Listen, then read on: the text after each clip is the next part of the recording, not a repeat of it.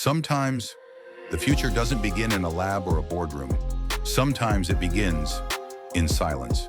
In Pretoria, South Africa, a boy sits alone, quiet, bullied, ignored, often misunderstood. Home, not much safer. His father was controlling, abusive, and school even worse. Once they beat him so badly, he had to be hospitalized. But in that quiet chaos, a strange thing began to form. He wasn't like the others. By age 3, Elon could reason like an adult. By 10, he was already teaching himself to code. And at 12, he sold his first video game, Blaster, for $500, just enough to buy a better computer. Now, rolling back in time, when you were a kid, you programmed a game? Is that true, like in the early 80s? Yeah, I mean, primitive. I was just a kid, yeah. You're like 12, I think, right? Yeah, I remember, I think it was probably like 10 or 11 when I programmed that game, but it got published when I was 12. Blaster is called? There was no master plan, no vision board. He just wanted to make things and understand how they worked, and maybe, just maybe, be left alone to do it. At 17, Elon left South Africa, alone. No safety net, no big scholarship, just a gut feeling. He made his way to Canada, then to the US, then to the University of Pennsylvania, where he studied not just one thing, but two: physics and economics, brains and business, theory and execution. I really want to work on new technology, so I want to get to Silicon Valley. When I was growing up, Silicon Valley seemed like some sort of mythical place. He wanted to be in Silicon Valley. He wanted to build, to invent. He tried to get a job, at Netscape even. They never wrote back. So he did what he's always done when no one opened the door. He built a new one. Instead of getting an apartment, we just rented a small office and we slept on the couch. He started Zip2. Couldn't afford rent and an office, so he slept in the office. Showered at the YMCA, ate cheap takeout. 4 years later, he sold it for over $300 million. I can't believe it's actually here. It's pretty wild, man. Just 3 years ago, I was showering at the Y and sleeping on the office floor. And now, obviously, I've got a $1 million car and quite a few creature comforts.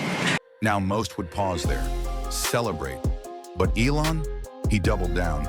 He launched X.com, a tiny idea that became PayPal. And just when it was finally growing, they kicked him out from his own company. While he was on his honeymoon, he didn't lash out, he moved on, again. Here we are in the lobby. It's very white right now, but there are actually some cool elements coming in soon. Next came the big swing. He put nearly everything he had into two companies, Tesla and SpaceX, electric cars or in rockets. Two industries everyone had written off. In 2008, both companies nearly collapsed. 2 days from bankruptcy, he had to decide which one to save, but he refused to choose. He saved both. Tesla made it through, barely. SpaceX, ? Their fourth rocket launch finally worked. NASA signed on, and history began to turn. It's just a moment in my life. Elon doesn't live in mansions, doesn't spend much time partying. His days are carved into 5-minute slots. He splits his time between 5 companies, sleeps maybe 6 hours. Did you think, I need to pack this in? Never. Why not? I don't ever give up. He's not just focused on what's hard, he's focused on what's next. In his words, Tesla is just months away from full unsupervised self-driving.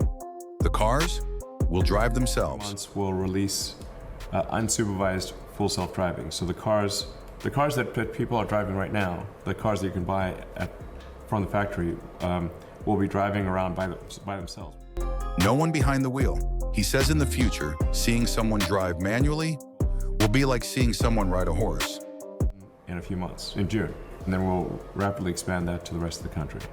In fact, anyone who has Tesla now, if they try self-driving, it should work very well. He's building a robot, Tesla Optimus, a humanoid assistant to help with everyday life. Who wouldn't want their own R2-D2, he says with a smile. And then there's Neuralink, helping blind people see, helping those with spinal cord injuries walk again, Elon Musk's brain science company has implanted a device into a human for the first time. By bridging broken nerves, by reading thoughts and turning them into action. But Earth isn't the only thing on his mind. SpaceX is building toward a self-sustaining city on Mars, not just to visit, to live. Does it really make sense for me to spend time designing and building a house, or should I be allocating that time to getting us to Mars? Even as he builds, he warns. He's watched the rise of AI, and he's cautious.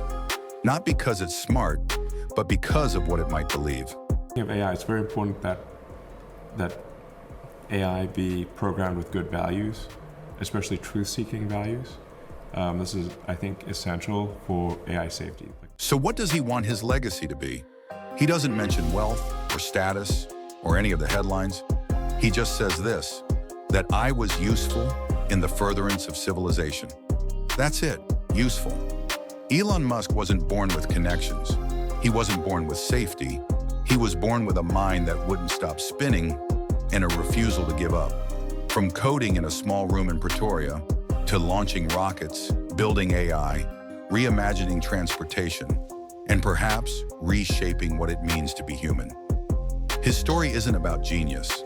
It's about obsession, about choosing the hard path over and over when easier ones were available. And if you're sitting here wondering if your dream is too wild, too strange, too far away, remember this. The man trying to take us to Mars, he started by selling a $500 space game from a second-hand computer in a corner of the world most of us will never see.